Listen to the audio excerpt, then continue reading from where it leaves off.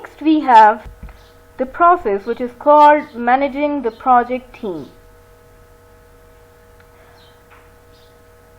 It involves tracking team member performance, motivating team members, providing timely feedback and resolving issues and conflicts, coordinating changes to help enhance the project performance. So it is a process which we will conduct to track and monitor the performance of different team members and motivating the team members in order to accomplish their goals, objectives, and to provide the timely feedback regarding their performance and to resolve the issues and conflicts effectively and managing changes in order to improve the project performance.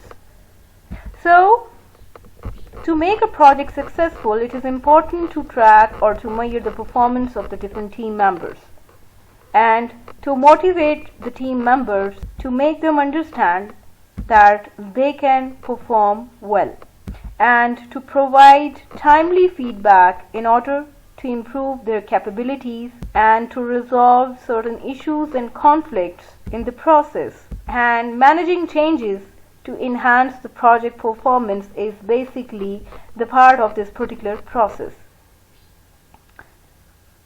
Outputs of this process includes change requests, project management plan updates, project documents updates, enterprise environmental factors updates, and organizational process assets updates. So in this particular management process, we need to manage change requests and we need to update the project management plan and organizational process assets updates in response to the feedback for achieving the goal, which is called performance enhancement. So, first we need to identify the key roles and responsibilities. Then in the next process we will assign those roles and responsibilities to certain project items, and then we need to develop the project team skill sets in order to improve the performance, and finally we need to track and monitor the project team members' performance. Is basically a collection of project human resource management. So next we have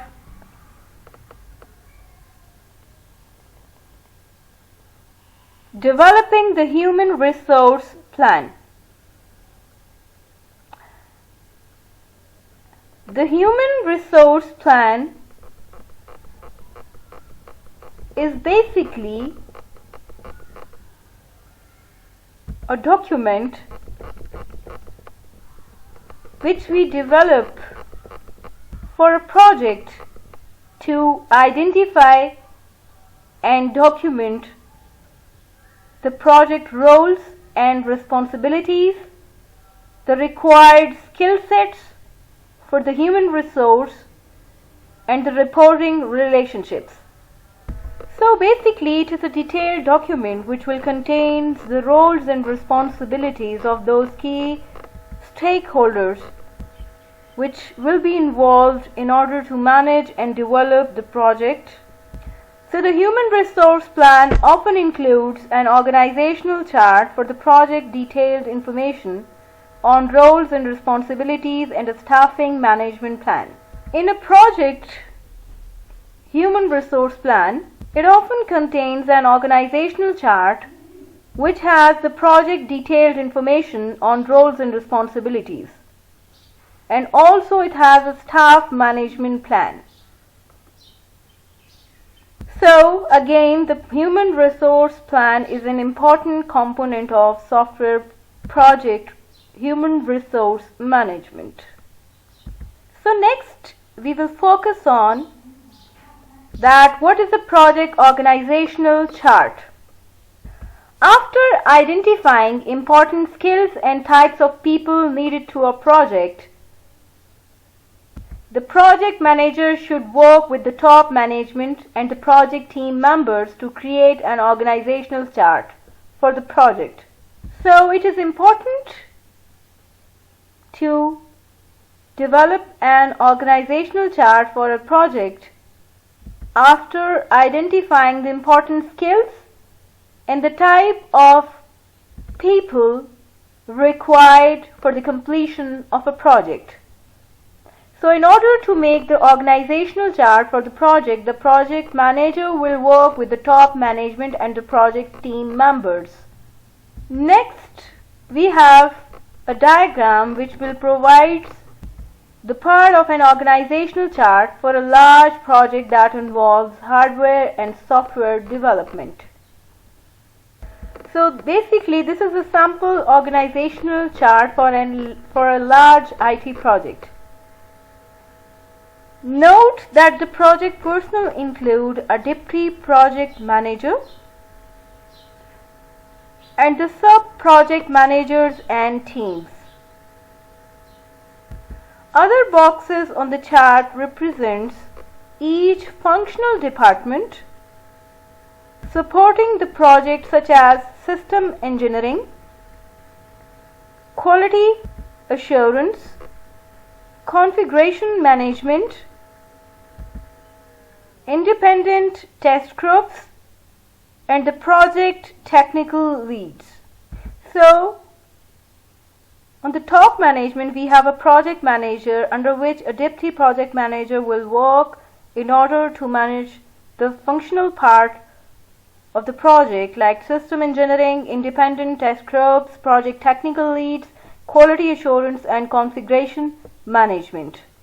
So project technical lead functional unit will have the other subparts like the software sub-project manager 1, sub-manager 2 and hardware sub-project manager. So every sub-project manager has its own set of teams. Like the software sub-project manager 1 has team 1, team 2 and team 3 in order to manage the project functional unit. Next we have the software sub-project manager 2 who will manages the team 1 and team 2. Similarly, we have a hardware sub-project manager who is responsible for managing the team 1 and team 2 respectively. So this particular team will be dependent upon the type of the project we are managing, and the complexity of the project also affects the human resource. The deputy project manager fills in for project manager in their absence and assists them as needed. Sub-project managers are responsible for managing the sub-projects into which a large project might be divided. For example, an aircraft radar upgrade project could involve several major software upgrades as well as hardware upgrades. So a sub-project manager could be in charge of each upgrades. This structure is a typical for large projects that use a matrix organizational structure. So in order to make a project management plan effective, we need to have the organizational chart for the particular project on which we have to work.